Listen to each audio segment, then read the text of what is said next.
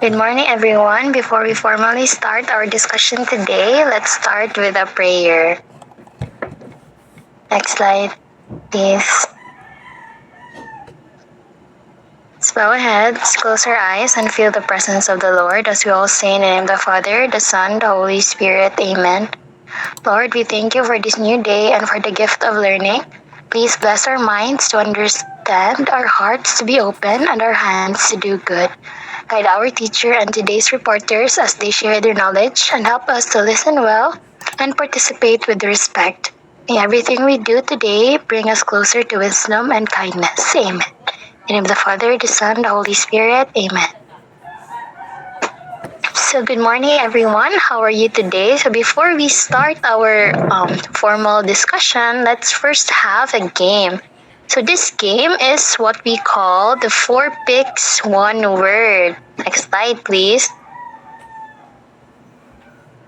Next slide. So as you can see here, we have 4 pictures, and then there are blank lines. So all you need to do is you need to guess what does the picture depicts, or what is the word that describes the 4 pictures above. So are you ready? So please send heart reactions if you are ready. Okay, so here in the first picture, in the first word, what do you think is this? We have here our clues in the 4 pictures above. We have here answers in our chat box from Erica, Rochelle, integration from Layla, integration. So let's see if that really is integration. Next slide, please. All right, that's correct. That is integration. Very good. Next picture. Okay, we have here our another 4 pictures. What do you think does this picture depicts, or what do you think is the word that would describe these 4 pictures? Okay, we have here from Erica. Yes, all of you answered internalization. That is, let's see if that's correct. All right, that's correct. Next, 4 pictures. This is a very short word lang. So what do you think is this, given the laptop, the computer, the Wi-Fi, the cell phone? Okay, from Erica, Rochelle, and Layla, they answered digital. Let's see if that is digital. The answer is digital. Very good. And for I think this is the last one. Next slide. Okay, what do you think does this 4 picture depicts? We have there a meeting. Okay, you answered team. Let's see the next slide if that is team. That is team. Very good. Next slide. Oh, we have the last one. What do you think is that? Have there. Okay, we have finish. We have struck flag. Closing a book and handshake. That is. Let's see if that is conclusion. Next slide, please. Very good. That is conclusion. Thank you very much, everyone, for your participation. You answered all our 4 picks 1 word correctly. So, as our game earlier, we started with the game 4 picks 1 word. Not just to energize our class before the discussion, but also to give a sneak peek of what our report is all about. So in the game, we saw how different images, when put together, pointed to a single word. And this is very similar to how education works today. We have different ideas, approaches, and innovations all come together to form a clearer picture of what the future of learning should be. And the words, integration, internalization, digital, team, and conclusion are directly connected to our topic, which is, next slide, gearing up for the future, curriculum trends and issues in the Philippines and globally. So these words, the words earlier represent the major trends and issues shaping education today, both in our country and around the world. So, and just like how the four picks one word require us to look deeper and make connections, our discussion today will also look beyond traditional teaching and learning. And education now requires the integration of new skills and openness of global perspectives and embrace the digital and hybrid models and the courage to innovate. So all of these, so when brought together, they point to one direction, which is, next slide, preparing learners to be future ready. So just as you combine clues from the pictures to form one meaningful word, we will now piece together these key concepts to understand how curriculum trends are guiding us toward a more future-ready education system.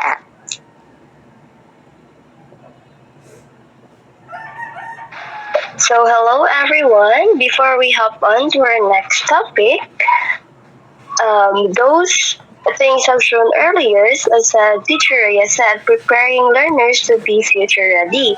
As a future educator, we have to create a sturdy foundation for our learners.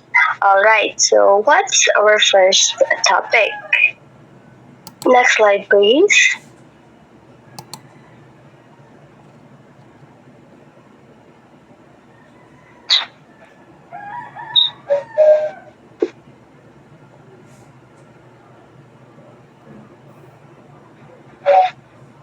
Next slide, please. Alright, 21st century skills.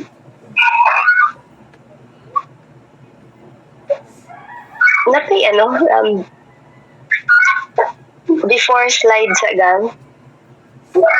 Before, and that's that. 21st century skills integration. So first, we're gonna define what are those skills, the 21st century skills. The next slide, please. Okay, 21st century skills. So when you say 21st century skills, I know we are all familiar with this one. These are the set of knowledge, abilities, work habits, and character traits that are crucial for success in today's rapidly changing world. The integration, it is to combine or bring together different aspects into a whole. So asa man nato i-integrate ang 21st century skills. As a future educator, asa man to siya i-integrate? It is in our classroom, in our teaching, and in order for our students to be ready, to be future ready. Next slide, please. And in the 21st century skills, there are three core areas. What are those? Next slide, please. So we have there the first one, it is the learning and innovation skills. These are the 4 C's. And then the second one is the digital literacy skills. We have there the information, media, and technology literacy. And the last one, we have there the life and career skills.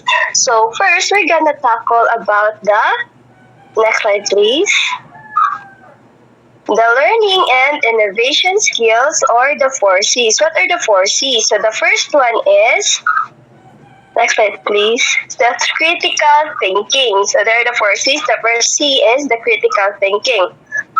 What do you mean by critical thinking? Obviously, when I say critical thinking, it is the ability to analyze, evaluate, and solve problems logically. So next slide. And then we have there, excuse me, the second C, we have there the creativity, which means generating new ideas, innovations, and solutions. So it is literally being creative enough. And then the third C is Next slide, please. Collaboration. When you say collaboration, of course, it is working effectively with diverse groups toward a common goal. And then the last C is the, next slide, please. The communication. Okay, when you say communication, excuse me, it is expressing thoughts clearly using oral, written, and digital means. So those four C's, why do we need to integrate those ones? So next slide, please.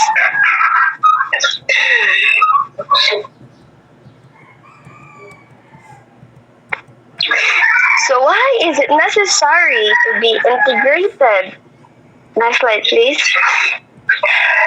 So the first reason is future jobs require problem solving, innovation, and teamwork. That is a goal according to Folk and Roblin 2012.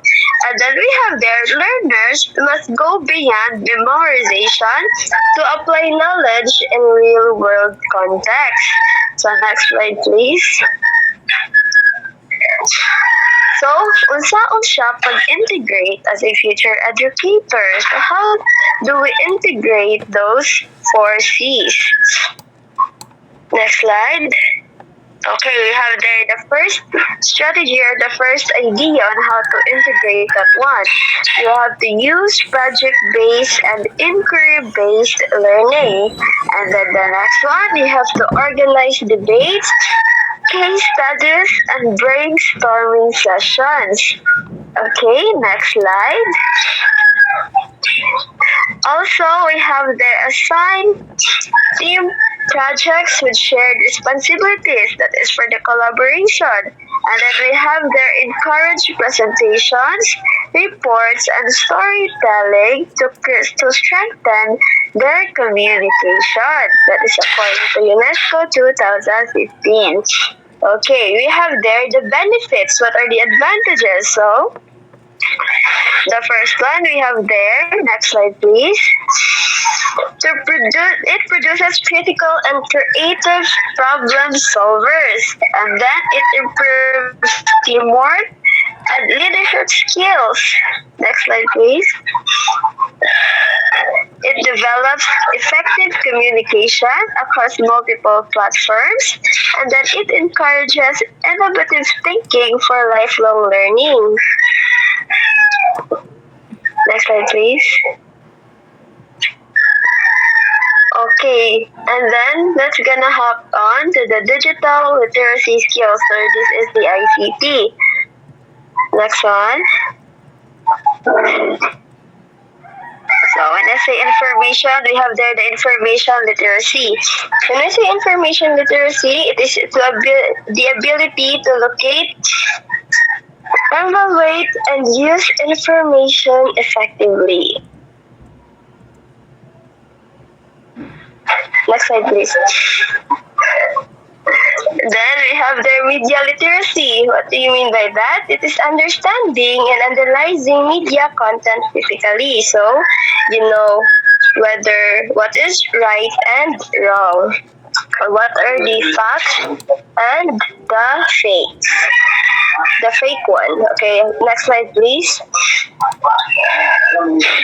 The ICT literacy, we have there using digital tools, platforms, and technologies effectively and responsibly. And then, next one. Why is it necessary to be integrated? So let's go. What are the reasons behind that one? First, we have there technology is central to education, work, and life, especially nowadays. And then students must learn to discern accurate from false information. And then next slide. The modern workplace requires digital fluency, yes, of course, especially right now in this generation. Okay. Next one.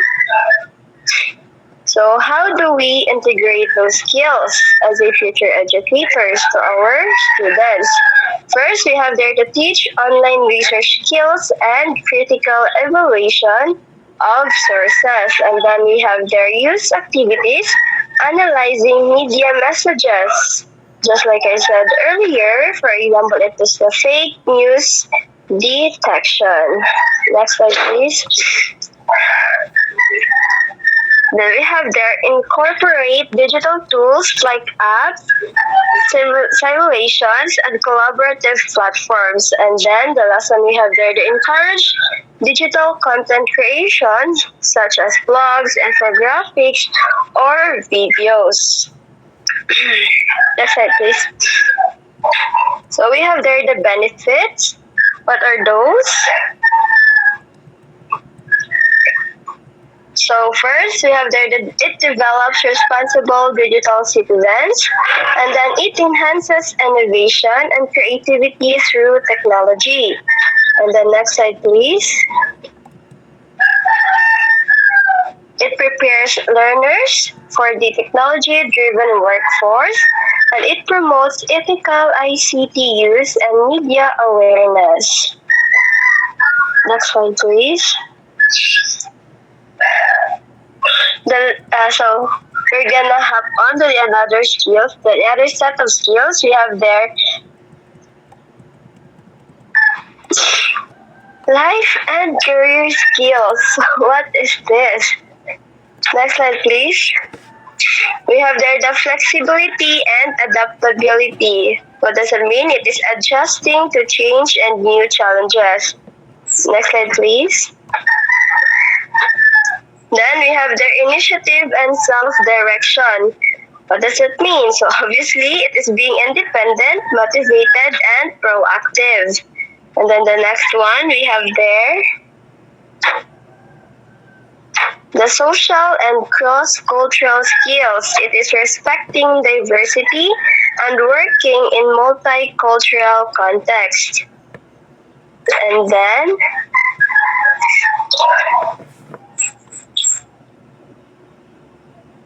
the other one, productivity and accountability. Managing projects, time, and responsibilities effectively. And then the next slide, please. We have there the leadership and responsibility. What does that mean? It is guiding others while acting with integrity and ethics. How about the next slide? So why is it necessary to be integrated? So let's look beyond the reasons. The first one, we have there the global economy demands adaptable, responsible, and innovative workers.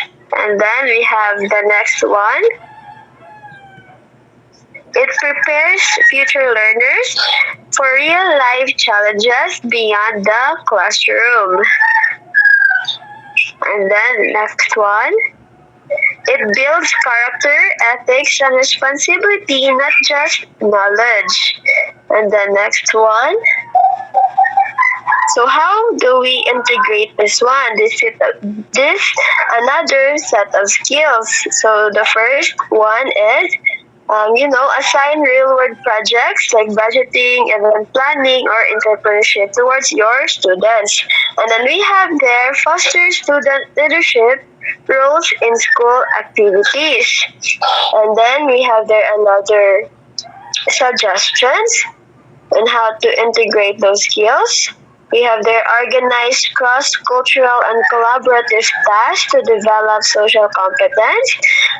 And of course, to interact, knowing that all students are diverse. And then we have there assess time management, accountability, and responsibility alongside academics. And then, next slide, please.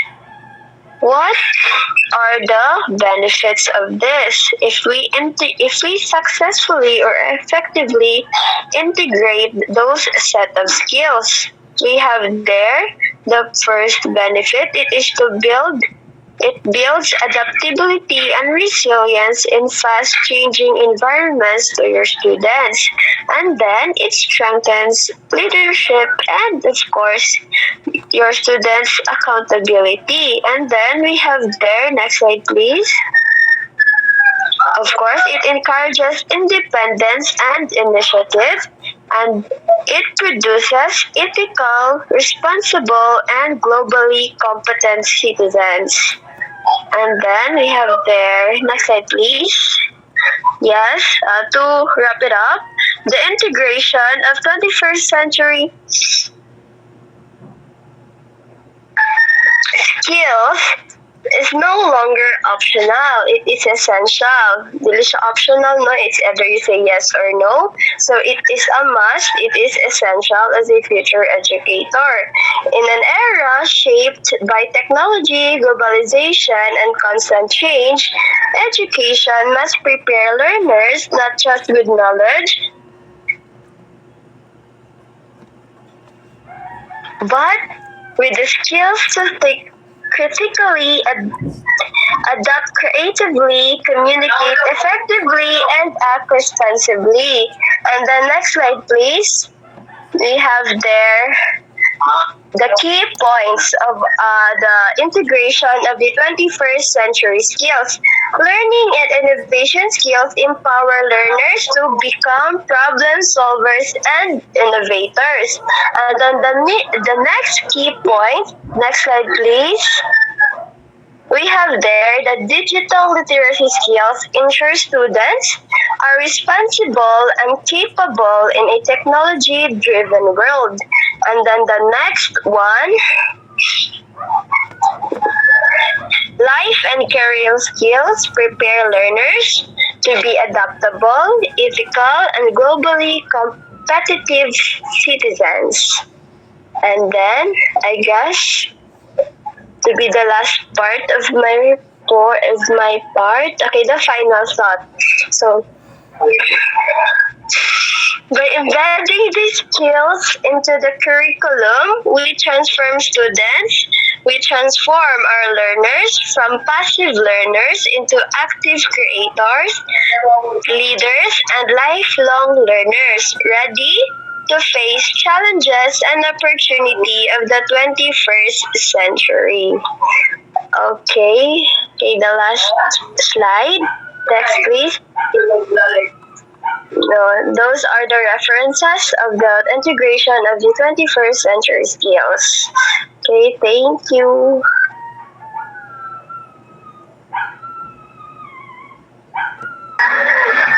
Good morning once again.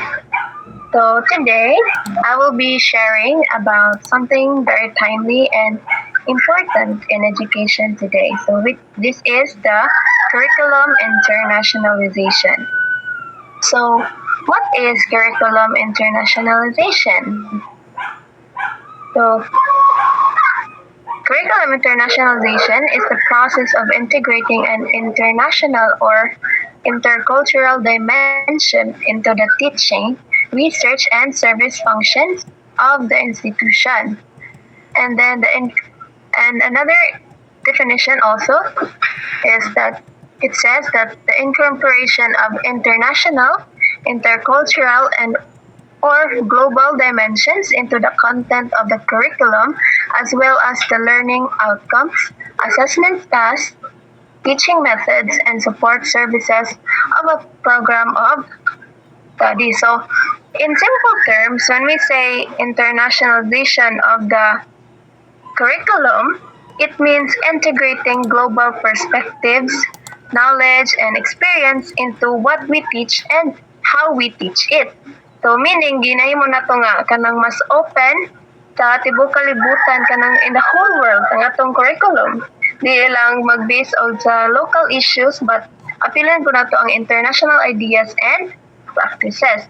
For example, before kay ato ang lessons kay more focus lang sa kanang Philippine context. But now, schools integrate some topics like climate change, mga international communication, and cultural diversity. So it's like preparing students not just in the Philippines, but also to succeed anywhere in the world. Now, why is it important na curriculum internationalization? So graduates need to be open to new ideas, regardless of their origin, and to develop capacity for solving complex global problems.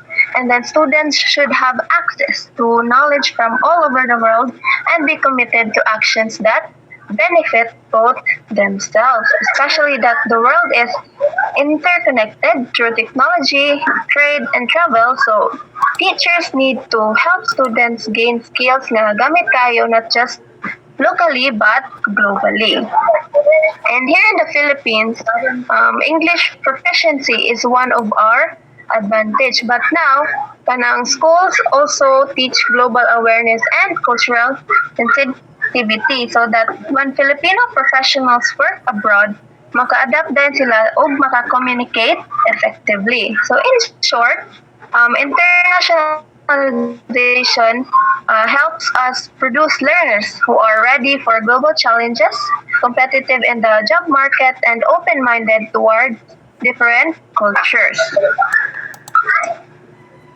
Now let's go to the objectives of the internalization of curriculum. Or this is the reasons nga nung internationalize ang mga schools. The first one is develop global competence by helping students think and act beyond national borders. So students must learn how to understand and respect people from other cultures. So dili ta mag-focus sa unsay mga do's and don'ts in our country, which is the Philippines, but also we will study and how things are done in other parts of the world para makabauta mo connect globally. Next is it enhances employability. So internationalization increases job opportunities through intercultural and global communication skills. So if a student can speak fluently and work with people from kanang different countries, then that student has a higher chances of getting a job both here in our country and abroad. Especially that nowadays, many call center and IT companies ang ma-prefer of applicants nga globally competent. Next is it raises academic quality and research by comparing international standards and practices. So there are schools that connect internationally to improve their teaching and quality. So example, university kay ang UP and Ateneo because they have partnerships with foreign university to publish research together and share new knowledge. Next is it promotes cultural exchange to foster understanding, respect, and adaptability in diverse settings. So this promotes understanding and peace among countries. So through kanang cultural exchange, students learn to appreciate differences and celebrate diversity. Kay an example ani kay students exchange programs where Filipinos kanang mga students or teachers nga mo teach or mo study abroad. Then also kay mga and pabali po ang foreigners kay mag-study po here sa Philippines. And next one is the approaches and models of curriculum internationalization. So there are 5. So we'll tackle the first one, which is the content integration. So the first one is the content integration. So it includes diverse perspective on social, economic, political, and environmental issues in course content. Next, it compares international or cross-cultural research findings and professional practices from different countries. And next, it uses case studies that include both local and international context. So example ani is when we teach history. So we will not just talk about the Philippine Revolution, but also we will compare it with the revolutions in France or in America. Or Palitan mag-teach tag science. We will include the global environmental issues like climate change and renewable energy. So we can also compare international or cross-cultural research findings kaning sa mga professional practices from different countries aron makakita ta kung saan nila pag-handle ang mga problems compared nato sa diri sa Philippines. And second one is the collaborative and international and intercultural learning. So here, the teachers design learning activities where students can explore issues from multiple cultural, ethical, and religious perspectives aron ma-develop ang or ma-develop ilang appreciation of respect sa different kinds of people or sa diverse cultures. And it's also important to facilitate dialogue and collaboration between students from diverse backgrounds kay through that makakaton sila sa mga things nga kanang mga differences nila and unsaon pag-work together sa mga laing people. So this helps promotes unity and mutual understanding inside the classroom. The next one is the teaching and assessment method. So this means using innovative pedagogy and assessment aligned with global learning outcomes, means applying creative and modern way of teaching and evaluating students. So dili lang ni siya limited sa mga traditional exams or quizzes, but also kanang teachers can use projects, kanang collaborations, and real-life applications na makatabang sa students to develop global skills and critical thinking. So kani nga paagi kay mas prepare for international standards and real world challenges ang mga students. So in short, teachers use global perspectives in teaching. Next is mobility and exchange program. So providing physical or virtual mobility opportunities like studying abroad, programs, internships, exchange, or even the collaborative online international learning or the COIL, which helps students gain international exposure and experience. So, again, dili na siya limited nga kanang makabiyahe lang ka abroad kay mo na siya. But karon napod tayo gitawag nga virtual exchange, which allows students to collaborate with learners from other countries online. And this makes global learning more accessible to everyone. Bisan asa pa kagikan na lugar kay maka-access ra ka. So through these experiences kay students can build confidence, intercultural communication, and a broader worldview. In short, this means allowing students and teachers to study or teach abroad even for a short time or even in online. The last one is the language and communication skills. So, of course, language plays a big role in internationalization. Encouraging the acquisition of foreign languages helps enhance cross-cultural understanding. Dili lang para makasabot tag lain-lain nga languages, but para pod maka-appreciate ta sa culture o sa culture nato o culture sa uban countries. So English remains the main global language, but schools today kay mag-encourage na pod sila learning other languages like Mandarin, Nihongo, or Spanish to widen global opportunities. So here in the Philippines kay ato na siyang tawagon og multilingualism. Kay we speak Bisaya, Tagalog, English, and sometimes kanang dapat yung lagin nga mga languages. So this is already a big advantage because it helps us communicate effectively and connect with people from different parts of the world. And by developing strong communication skills, students become more confident, respectful, and adaptable when interacting with people from diverse cultural and language backgrounds. So that's all for the approaches of curriculum internationalization. To continue with the discussion on its benefits, I will now give the virtual floor to Ms. Rochelle Lamoste. Thank you for that, Chair. Now, let's move on to the benefits of Let's move on to the benefits of curriculum internalization. Starting with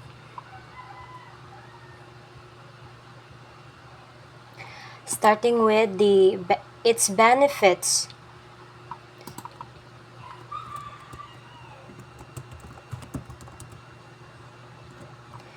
Starting with its benefits for the teachers. Now, internationalizing the curriculum provides educators with exposures to innovative teaching and research practices. By engaging with global perspectives, teachers gain access to new pedagogical methods, educational technologies, and contemporary research findings that can enrich classroom instruction. It also opens opportunities for academic mobility and international collaboration. Faculty can participate in exchange programs, joint research projects, or teaching assignments abroad. And lastly, through these exchanges, teachers experience professional growth by engaging in cross-cultural learning. Interacting with colleagues and students from diverse backgrounds enhances their adaptability, communication skills, and cultural sensitivity, qualities essential in today's interconnected educational landscape.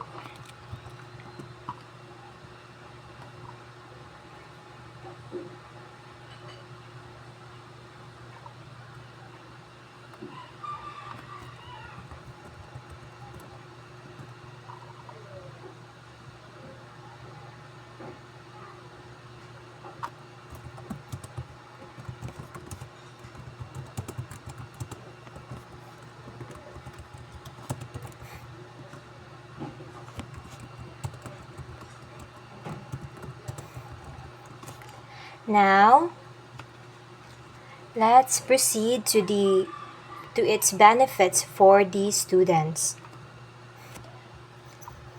Thank you, Liza. No, the students benefit from curriculum internalization as it enhances intercultural competence and global awareness.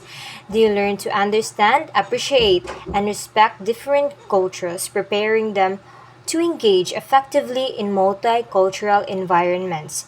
Additionally, exposure to internationalized content develops critical thinking and adaptability to diverse contexts.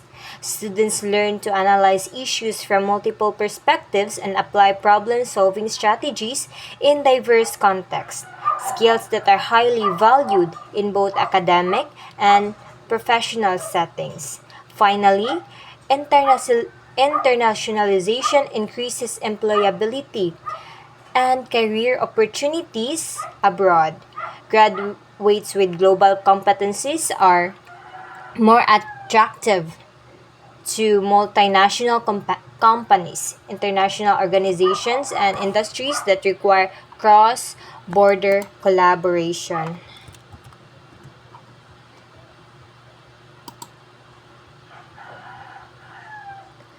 For institutions, no, for higher education institutions, curriculum internalization improves academic reputation and global visibility.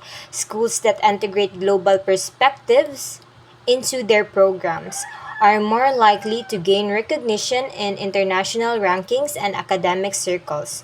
It also attracts international students and partnerships. Offering globally relevant programs create opportunities for exchange agreements, joint degrees, and institutional collaboration, which strengthens the school's academic network. Moreover, the internalization helps institutions align with international quality standards. This ensures that graduates meet global benchmark for education, thereby improving overall academic credibility and institutional competitiveness.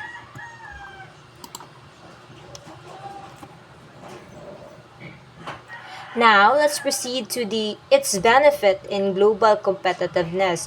On a national and international scale, curriculum internalization equips graduates with 21st century skills such as digital literacy, collaboration, cultural awareness, and adaptability. These are essential for navigating today's rapidly changing global environment. By producing graduates who are capable of thriving in multicultural transnational workplaces, internationalized curricula also strengthen the country's competitiveness in global workforce. Nations who embrace this approach position themselves as key players in the knowledge economy, contributing to innovation and sustainable development.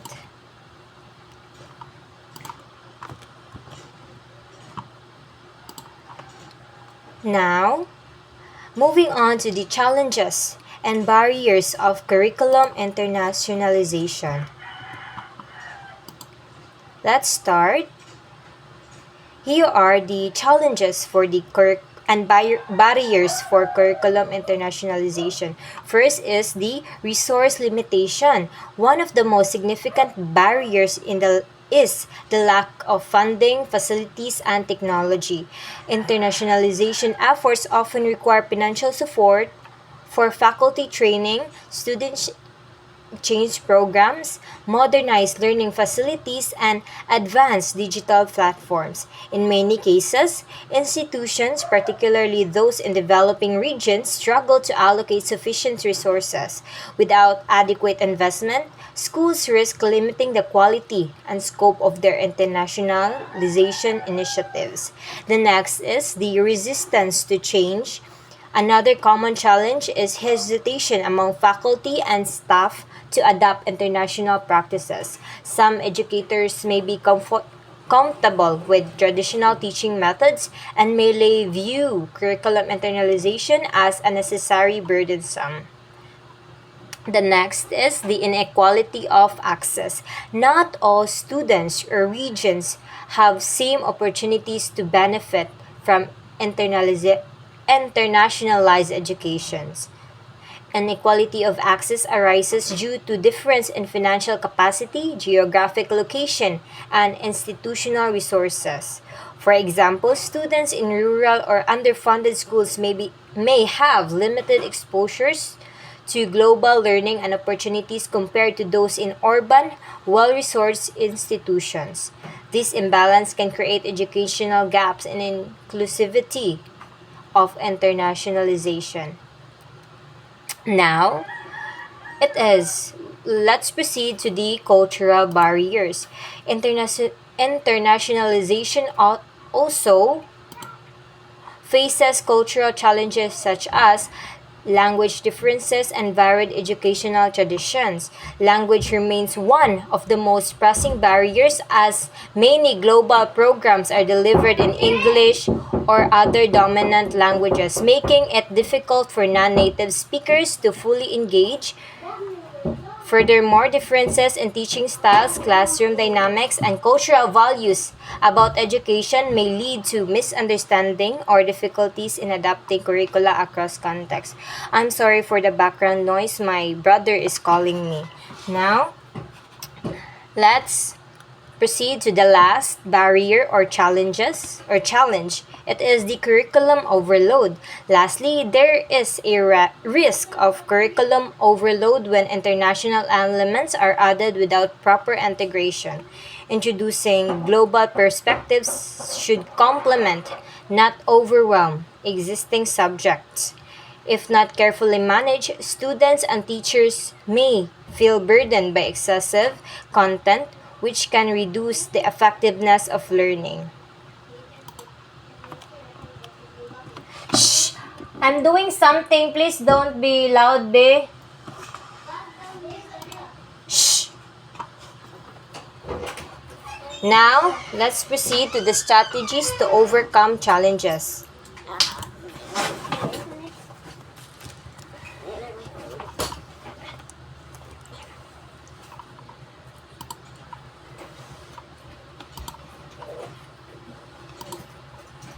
Faculty training and development. One of the most effective strategies in investing in faculty training and development. Workshops, scholarships, and faculty exchange programs can help teachers acquire the skills and confidence needed to integrate international perspectives into their courses. These opportunities expose educators to innovate to innovative teaching practices and research trends from other countries, which they can adapt to local contexts. The next is the virtual and online exchanges. To address resource limitations, institutions can maximize the use of virtual and online exchanges. These programs allow students and faculty to collaborate with international peers with incurring high travel costs. Online platforms can host joint classes, research projects, or cultural dialogues, making global learning more accessible to regions with limited funding. Next is the inclusive curriculum design. Another important strategies is integrating global perspectives into local subjects through inclusive curriculum design. Instead of treating international content as an add-on, educators can embed it into existing lessons. For example, local history classes can include global context, or science lessons can compare local practices with international standards. This approach prevents curriculum overload while ensuring that students develop both local rootedness and global awareness. And lastly, international partnerships. Building partnerships with foreign universities, research institutions, and organizations can strengthen internationalization efforts. Such linkages provide opportunities for joint research, collaborative academic programs, and students or faculty exchanges.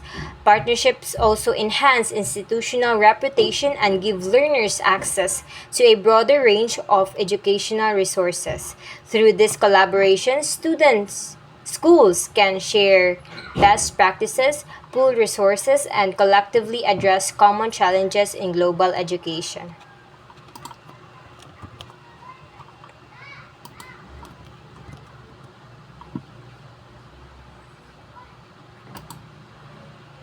Now, let's proceed to the best practices and examples of curriculum internationalization. The first are practices from global perspectives. The first one is the Bologna process in the Europe. One of the most recognized internalization efforts in higher education is the Bologna process, which was initiated in 1999 across European countries. Its main goal is the standardizations of academic degrees to ensure comparability, transparency, and recognition across participating nations. Next is the ASEAN University Network, or AUN, within Southeast Asia. This ASEAN Universities Network serves as a strong example of regional collaboration in higher education.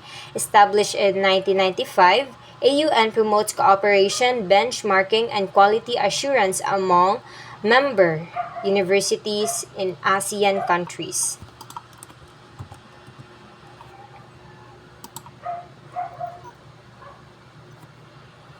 Since we're already done with the global perspective or global context, now let's move on to the Philippine context.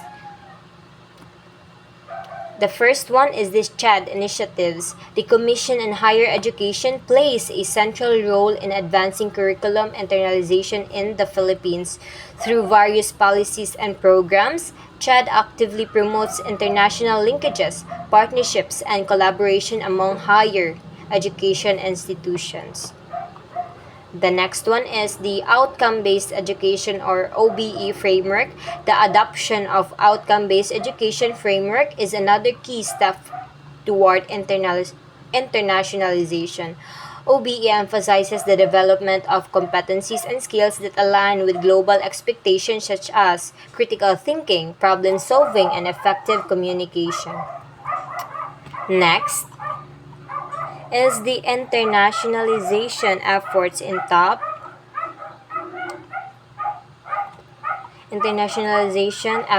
the top Philippine universities, leading institutions such as University of the Philippines, Ateneo de Manila, and De La Salle University have pioneered internationalization strategies. These universities have established partnerships with foreign universities through joint research initiatives and student-faculty exchange program. They also participate in international rankings and benchmarking, which enhance their global visibility and reputation. Their best practices serves as models for the um, other institutions seeking to expand international engagement. And lastly, it is the K to 12 curriculum. At the basic education level, the K to 12 curriculum introduced in 2013 also reflects elements of internationalization by extending the basic education cycle to 12 years. The Philippines aligns its system with international standards, making Filipino graduates more easily comparable to their global counterparts. The K-12 program integrates skills such as digital literacy, communication, and global awareness, which prepares students for higher education and international opportunities. These reforms underscores the country's commitment to producing graduates who can compete in globalized environment.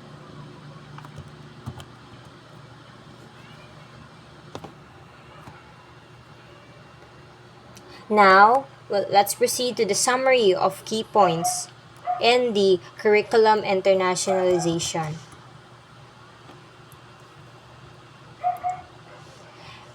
Now, first and foremost, internationalization integrates global intercultural and international perspectives into teaching, learning, research, and assessments. Its objective includes building global competence, improving employability, enhancing academic quality, and fostering cultural exchange. The approaches range from content integration and collaborative learning to mobility programs and language development.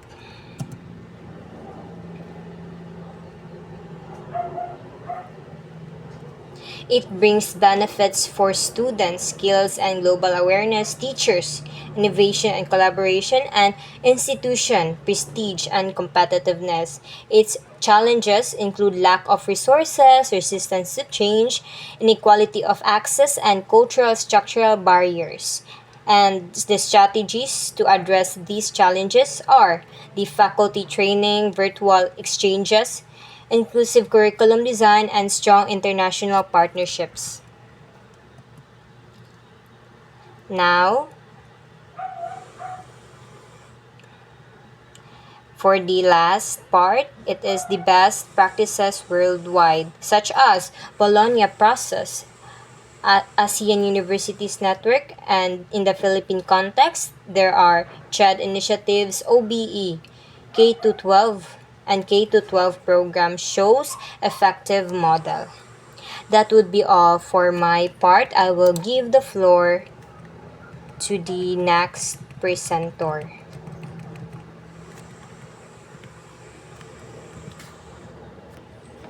Ay, shibay.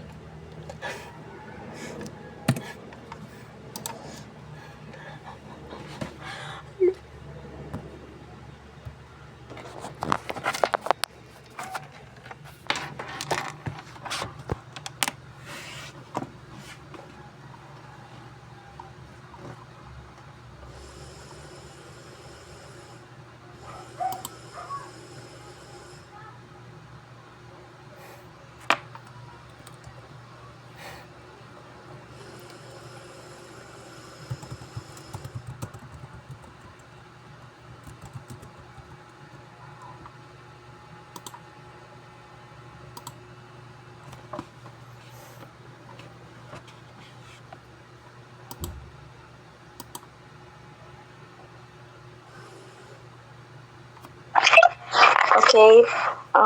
Next slide, chair, please. Next pa, chair.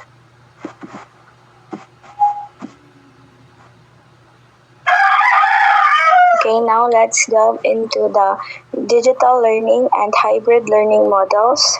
Next slide, chair, please. And let's begin with digital learning. Next slide, chair.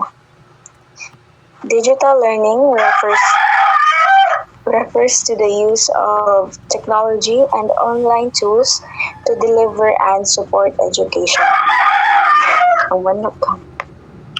In other words, it is a modern way of learning where students can access lessons, activities, and resources anytime and anywhere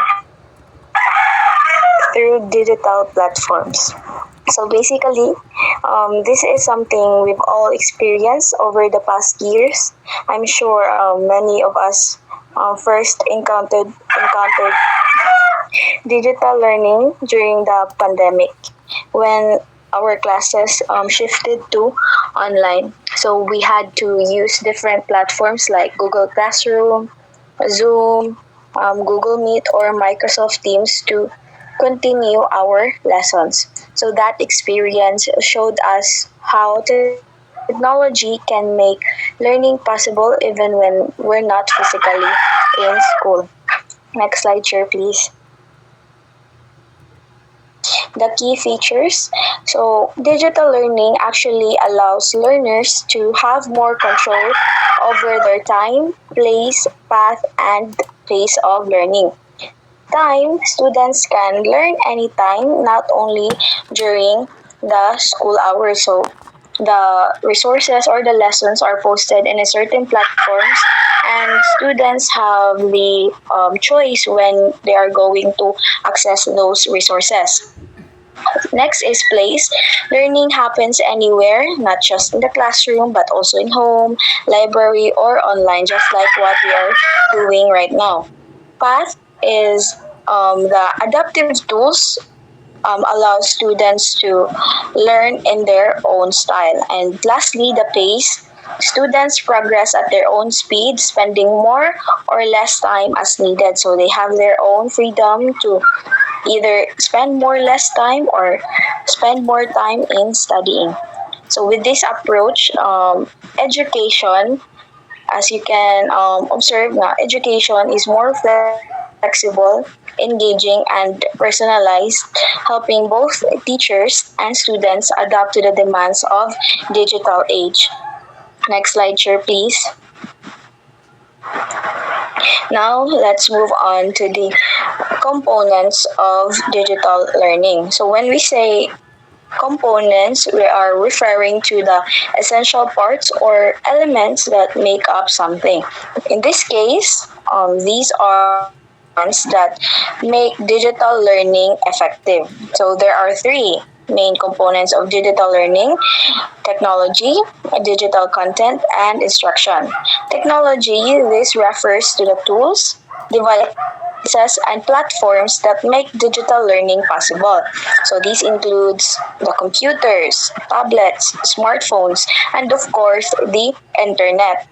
Technology serves as the bridge that connects teachers and students, especially in online or blended learning setups, just like what we are doing now. So some of us here are using laptops or cell phones. No, it depends sa kung unsay available sa atong end.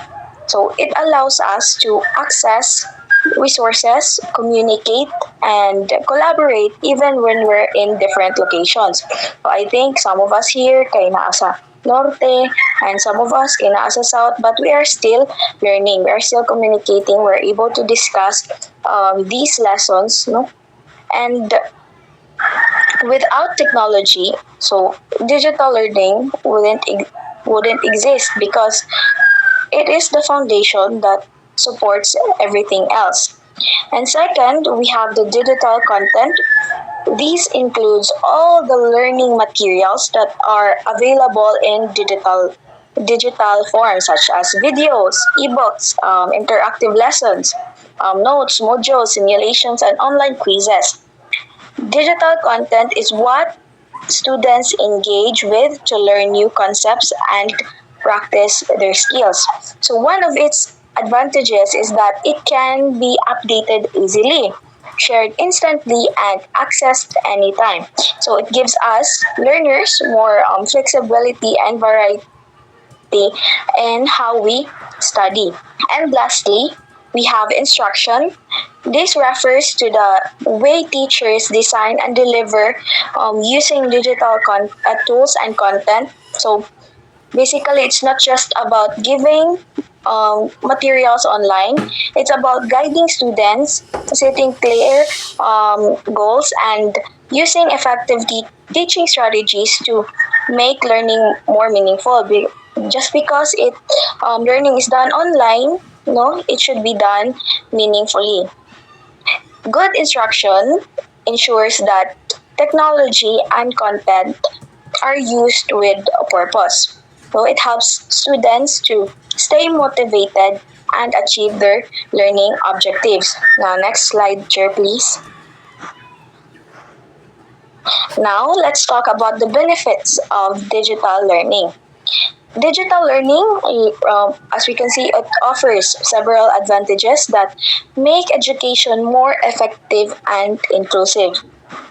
This includes accessibility, flexibility, personalized learning, engagement, collaboration, and time effectiveness. We have first accessibility. Digital learning allows students to access lessons and resources anytime and anywhere, as long as they have an internet connection. Just like I said earlier, now you can access these resources or lessons anytime you want, as long as you have an internet connection. So this makes education possible even for those who live far from school or have limited mobility. Second, we have flexibility. Learners can manage their own schedule and learn at their own pace. No, you can either review these resources at night, morning, it depends sa imuhang ginahan. So they can review lessons, watch recordings, or complete activities at the time that works best for them. Next is personalized learning. Through technology, learning can be tailored to fit each student's needs, preferences, and abilities. So, for example, some students may need more time on certain topics while others may move ahead faster. And digital platforms make that possible. So, because those students who need more time on certain topics, they can review those resources kung kano saan nila ginahan. Kung if they need more time or less time to review those resources, then they have the freedom. That's personalized learning is all about. Fourth, we have engagement. Digital learning often uses multimedia tools such as videos, animations, and interactive activities that make lessons more interesting and fun. So, this keeps our students motivated and attentive during their learning process. Next is collaboration. Even if students are in different locations, they can still work together through online discussions, just like what we're doing right now. No, just because no, we're not physically together doesn't mean we cannot work together. Through technology or through digital learning, we can still collaborate and plan these projects. No, and this still builds teamwork and communication skills. And lastly, we have time effectiveness. Digital learning saves time by reducing travel. Di na ta mo biyahe o layo, and if our class is in 7:30 a.m., so we don't need to wake up at 5 a.m. para mo mag-ilis, mo kaon, then mo biyahe pa doon sa school. And it allows quicker access to materials and making communication between teachers and students faster and more convenient. So these benefits shows us how digital learning creates a more flexible, inclusive, and engaging learning experience for everyone. However, next slide, chair, please. However, while digital learning offers many advantages, it also comes with several challenges that both teachers and students have to deal with. First, we have there is limited access to devices or the internet, also known as this is also known as the digital divide, because not all learners have the reliable gadgets or stable internet connections, which makes it harder for them to participate fully in online classes. No, slow internet connection is an inevitable issue we have to deal with when we have gonna if we engage to online classes. So naiuban nga hinay og internet and we are not using the same devices. And that brings me to the difficulties and connectivity issues, because sometimes students experience slow internet. No, sometimes the app crashes or the system errors that interrupt their learning. Problems can cause frustrations or loss of valuable class time, no? If kananay technical issues, makakuha jud siya sa time sa inyuhang klase. Sometimes, maka-frustrate siya, especially if you are going to present or reporter ka or naka-i-demo, tas dili mo sabay ang internet connection sa imuha, then makasapot jud siya. Third, we have maintaining the quality and rigor of instruction. Teaching online requires careful planning to make sure lessons remain meaningful, interactive, and aligned with the learning standards. Now, of course, when we are going to teach online, it's really hard for us to make it interactive, because sometimes you cannot see your students if they are really listening, no? Kay sometimes naka-on ang camera, tapos imong i-on ang camera kay mo lag siya, so it's really hard, or it's really challenging for the teachers nga to keep the lessons interactive. So it can be challenging to the teachers as well if they're going to provide same level of feedback and guidance as in face-to-face classes.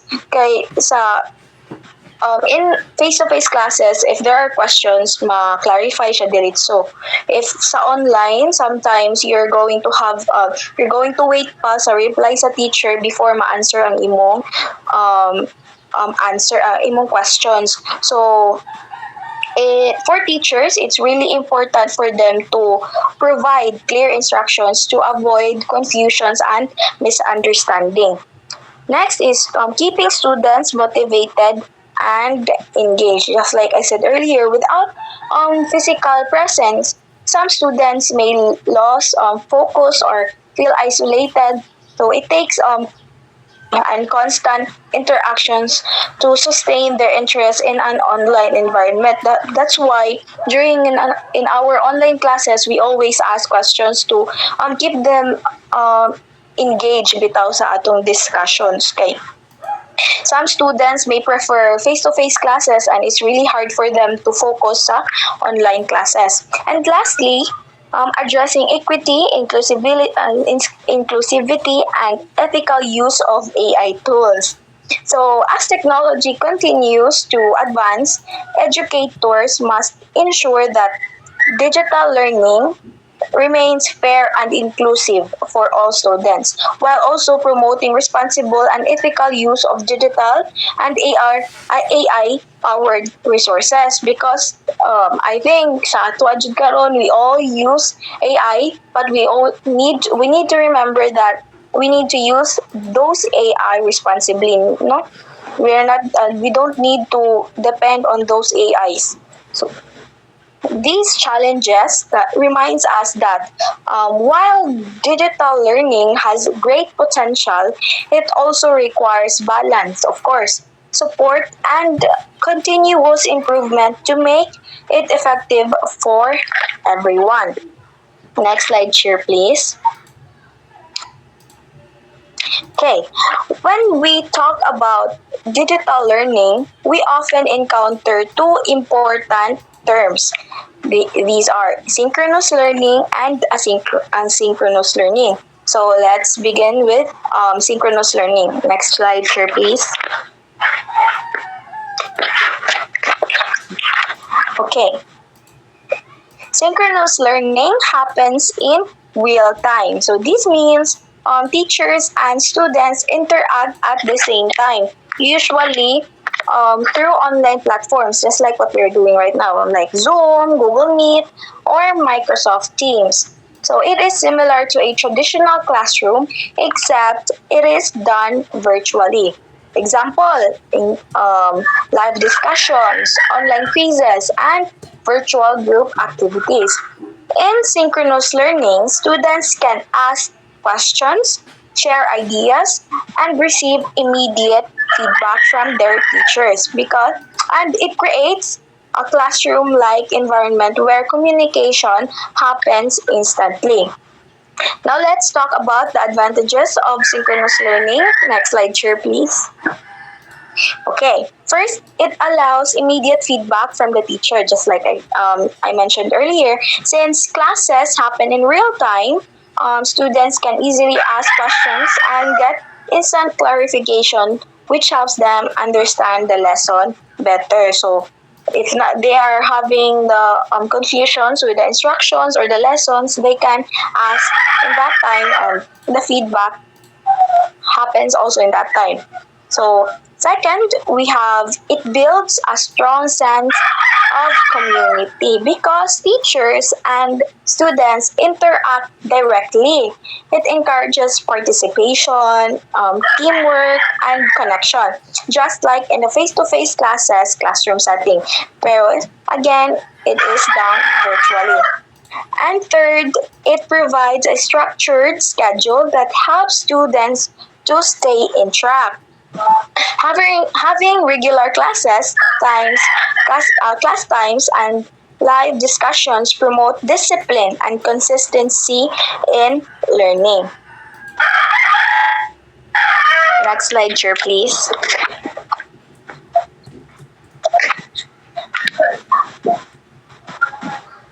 Wala pala dito ko end. Next na siya, guys. Sorry na lang po. Of course, despite its advantages, synchronous learning also has a few challenges. First is it is less flexible because it follows a fixed schedule.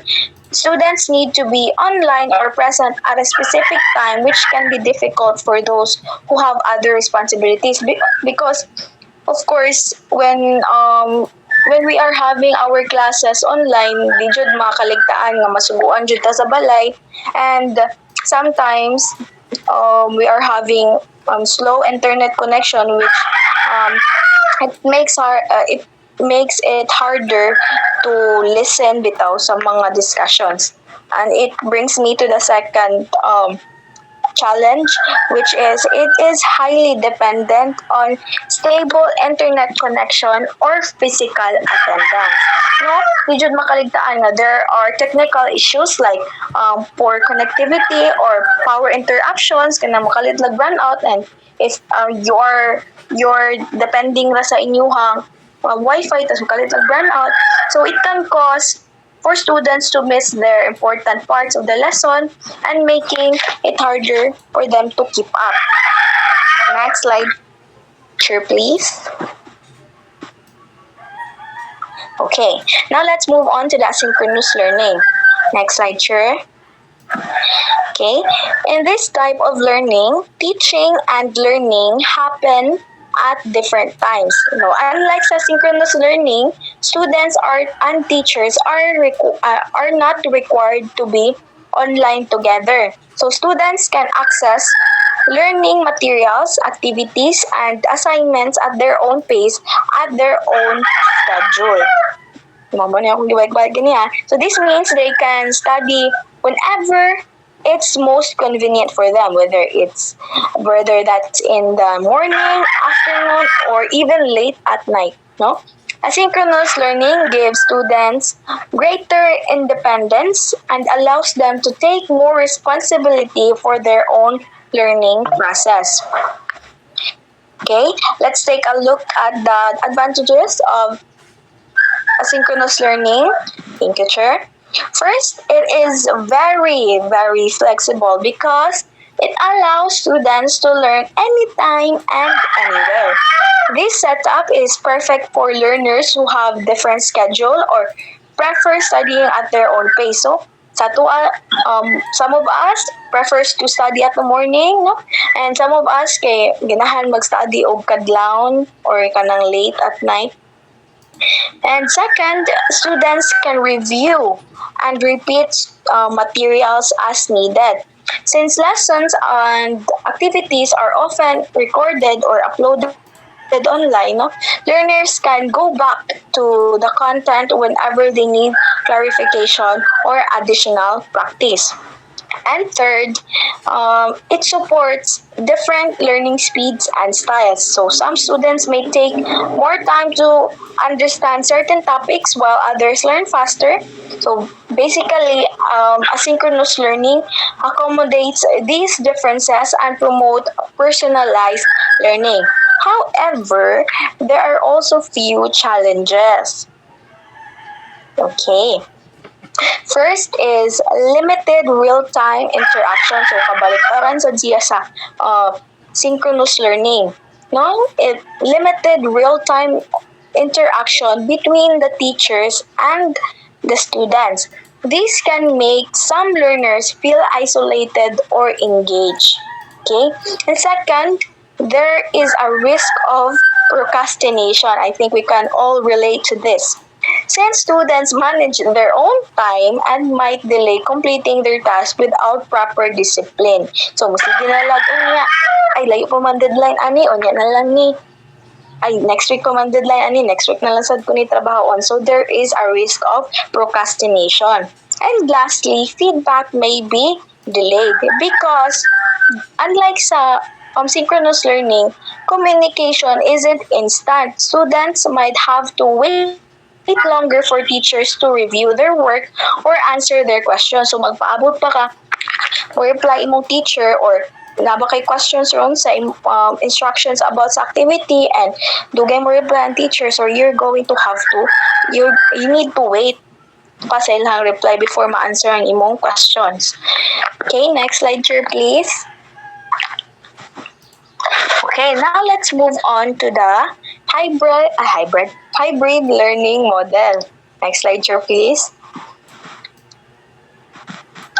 Okay, hybrid learning is an approach that combines face-to-face or in-person education with online learning components. So, in this model, students experience the best of both worlds. They can attend classes in person for discussions, activities, or hands-on lessons, while also completing tasks or accessing materials online. Next slide, Chair, please. Okay.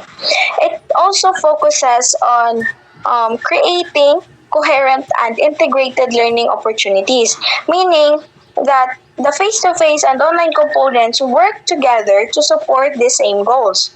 So what the students learn in class connects directly to what they do online. So mo natong ginabuhat, I think, sa uban nga subjects nato, Monday discussions and Tuesday activities. So it makes the learning experience continuous and well balanced. In short, hybrid learning blends the strengths of traditional and digital education to create a more dynamic and effective approach to teaching and learning. Okay, now that we know what hybrid learning is, let's talk about the benefits, challenges, and best practices. Okay, let's start with benefits. First, we have flexibility. Okay, flexibility because hybrid learning gives students the freedom to experience both in person and online learning. So they can attend classes physically while also accessing these materials and assignments digitally, which allows them to manage their time more efficiently. Second is personalized learning experience. Students can learn at their own pace and in ways that best suit their learning style, whether through classroom discussions or independent study or online activities. And third, it promotes global and inclusive opportunities because since online components can connect learners from different places, hybrid learning encourages collaboration and inclusivity, giving everyone a chance to participate regardless of the location. Next is the challenges. No, hybrid learning also presents some challenges. First, we have the technological infrastructure. So, reliable internet access, updated devices, and proper digital tools are needed to make hybrid learning successful. Pero, the problem is, dili tanan ang naay access jud sa good internet connection and updated devices. Most of na sa problem. And second, the need for effective pedagogical strategies. So, teachers must carefully plan and balance face-to-face and online activities so that both complement each other and achieve the same learning objectives. And lastly, student engagement. Keeping students active and motivated in both settings can be difficult because, especially if when some prefer one mode of learning over the other. Okay, next slide, sure, please. Okay, the best practices. Now, what do we mean by best practices? In this context, best practices refer to the most effective methods or strategies that educators can apply to ensure hybrid learning is engaging and inclusive. So some of these best practices include design for the learner's experience, not just technology. So the focus should always be on how students learn best, not just on the tools being used. Just because ka nga tools kay indutan ka ana pero dili day ginahan yung mga students ana, you know? So the focus should always be on how the students learn. Next is next is use flip classroom strategy. So this means that students study materials online before class and then apply their learning during in-person sessions through discussions or activities. So the teacher is going to give the learning materials online so that during in their online face-to-face classes, the students already have an idea kung unsa ang ilahang i-discuss at that time. Next is balance synchronous and asynchronous components. So combine live sessions for interactions and independent activities for flexibility. Fourth is train faculty and provide institutional support because some teachers need proper training and resources to manage both online and in-person to teach effectively. Lastly, ensure inclusive practices that address access, equity, and diverse learning styles. Okay, every student should have equal opportunities to learn regardless of their background, needs, and or resources. Now, let's talk about the difference between the hybrid and blended learning. Kay Morag, these two terms are often used interchangeably, no? But they actually have distinct meanings. So I have prepared their key differences based on two different sources, including the digital learning institute. So as you can see sa PPT. So first, in a blended learning model, there is a blend of mixed face-to-face instruction and online or digital learning. So um, all students experience both parts as part of the course design. For example, no, they might attend classroom sessions during certain days and complete online modules or activities on others. So on the other hand, hybrid learning is more flexible model because it allows students to choose how they want to attend either in person or online, and often both modes happen at the same time. Next slide, sure, please. Okay. So in short, no, blended learning means all students participate in both face-to-face and online activities. But in hybrid learning, it gives students the choice. So they have the choice to whether to attend physically or joining remotely during each class session. So, according to Digital Learning Institute, blended learning focuses on combining two modes, while hybrid learning emphasizes flexibility and student choice. Now, let's further clarify the difference between blended learning and hybrid learning using insights from claimed 2023. Next slide, chair, please. Okay. So, according to claimed 2023, blended learning is a design mix of in-person and online learning, where all students participate in both formats. So in this model, students engage in online activities, often asynchronously alongside scheduled face-to-face class sessions. For example, they might study lessons or complete assignments online during the week, then meet in person for discussions, group work, and assessment. So I think mao ni atong ginabuhat most sa atong mga subjects. They have a schedule kung kano sa mag-discuss, and the next day they're going to give us activities na lang po kung unsa ang na-discuss. Meanwhile, hybrid learning it combines in-person and online learning. But with a key difference, some students attend physically while others join remotely at the same time. So it is primarily synchronous, meaning that teacher delivers instruction to both groups simultaneously, ensuring that in-person and online learners are part of the same live class experience. So, but pasabot, while nagklase ka face-to-face, nasa kay giklasihan online. So, it is done simultaneously.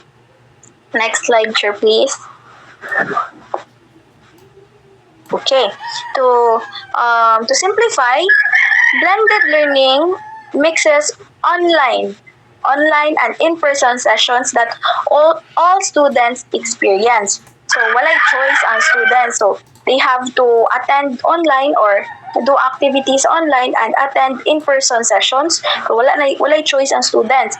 Meanwhile, sa hybrid learning, it happens in real time, giving students the option. So they have the option or choice to attend either in person or virtually. So in short, blended learning focuses on course design and planned combination, while hybrid learning focuses on flexibility and simultaneous participation. So these learning models, no. Next slide here, please. Okay, these learning models, digital, blended, and hybrid, highlight the importance of flexibility, personalization, and inclusivity in today's education. They show how technology can enhance learning and create more opportunities for students to learn in ways that that suit them best. However, despite all the advancements in technology, these models also remind as the teachers remain at the heart of the learning process. No, dili kung walay teacher, walay learning process. No? Guiding the teacher is the one who guides, supports, and inspires students to reach their full potential. That would be all in my part. Thank you for listening.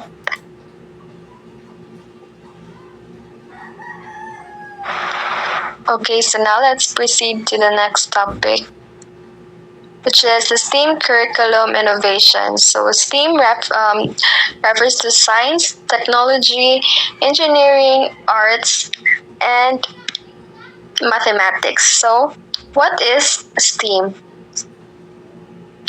So STEAM means integration of STEM subjects plus arts, and it also promotes creativity, critical thinking, and problem solving. It encourages hands-on and project-based learning. So STEAM is an upgrade of STEM because it includes art, and this is addition of arts is important because it brings in imagination, design, and human creativity to balance the technical focus of STEM. So STEAM is an educational approach that integrates just science, technology, engineering, and arts, and mathematics, unlike traditional teaching where subjects are taught separately. So STEAM brings them together in a connected way. This encourages students to use both logical and creative skills in solving problems. It also considered one of the most important trends in curriculum development because it prepares learners for the challenges of the 21st century. Next slide. So why STEAM matters in curriculum innovation? So first, it prepares learners for 21st century skills. It bridges academic knowledge with real-world problems. It enhances collaboration and communication skills and promotes interdisciplinary learning. So STEAM matters because it prepares students for the 21st century skills such as problem solving, communication, creativity, and collaboration. So instead of just memorizing lessons, learners apply them in solving real issues in society. So it also teaches them how to work together in teams, just like in real workplaces where people from different fields collaborate. So it also encourages interdisciplinary learning, meaning students connect knowledge from different subjects to create something useful and innovative. So this makes education more practical and future oriented. Next slide. For the examples of STEAM in action, first we have the robotics and coding with creative design, and we have the science experiments plus art or design outputs. We have the engineering projects plus multimedia presentations. And lastly, the local projects, example, are using indigenous materials in science or technology innovations. So these can be seen in action through activities such as robotics and coding projects, where students not only learn programming, but also design the robot's appearance or function. So like in science, experiments can be presented in creative ways, combining art and science to show results more effectively. So in engineering classes may include group projects where students build structures and then present their designs with multimedia presentations. So even in the Philippines, teachers are starting to integrate STEAM by using local indigenous materials and technology or science project, making learning relevant to our culture and resources. So next slide. So global and Philippine context. So globally, STEAM is used to drive into innovation in education systems like in the US, Japan, and Finland. So in the Philippines, DepEd is starting to integrate technology, arts, and project-based learning in the K-12 curriculum. So at a global scale, countries like the United States, Japan, and Finland have a long used STEAM education to drive innovation and prepare learners for high-tech industries. So in these countries, STEAM is connected to robotics, artificial intelligence, and design thinking. And also in the Philippines, our K-12 curriculum is also slowly adapting STEAM. For example, INDEPED has introduced robotic programs ICT integration, and project-based learning activities. So these steps are important so that Filipino students can compete and collaborate in the global workforce. Next slide. So the challenges and opportunities. So for the challenges, we have the lack of resources on teacher training and integration. And also for the opportunities, we have preparing learners for future jobs, innovation in teaching methods, and global competitiveness. So of course, integrating STEAM into our curriculum is not that easy. So there are challenges such as the lack of facilities, limited access to technology in some schools, and the need for more teacher training in STEAM-based teaching. So, however, these challenges also open many opportunities. With the STEAM, we can prepare students for the jobs of the future. It encourages more creative and innovative teaching methods, and it can make our education system globally competitive. If supported properly, STEAM can transform how Filipino students learn and how they contribute to society. Next slide. So here I will leave you a note. So STEAM is not just a curriculum trend, it is an innovation that combines knowledge and creativity, preparing students to be future ready. So that's all for the discussion about STEAM.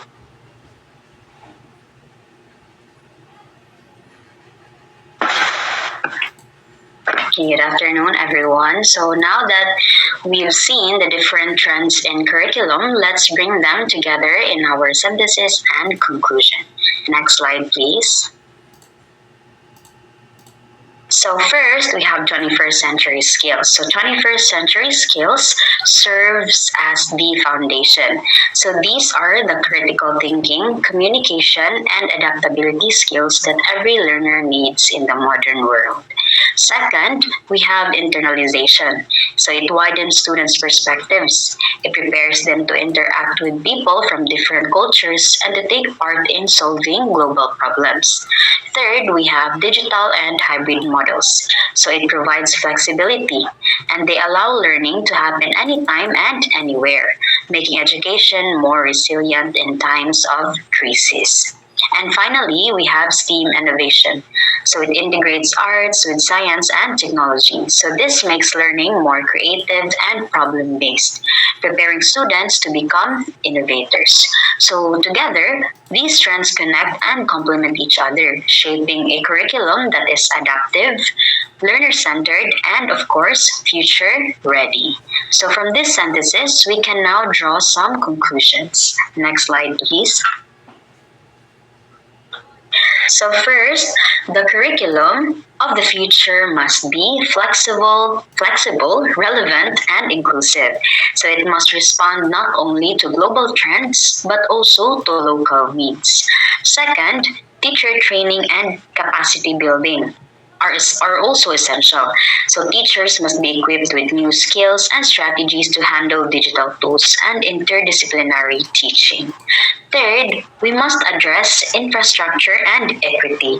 Not all students have technology or resources, so ensuring fairness is very important.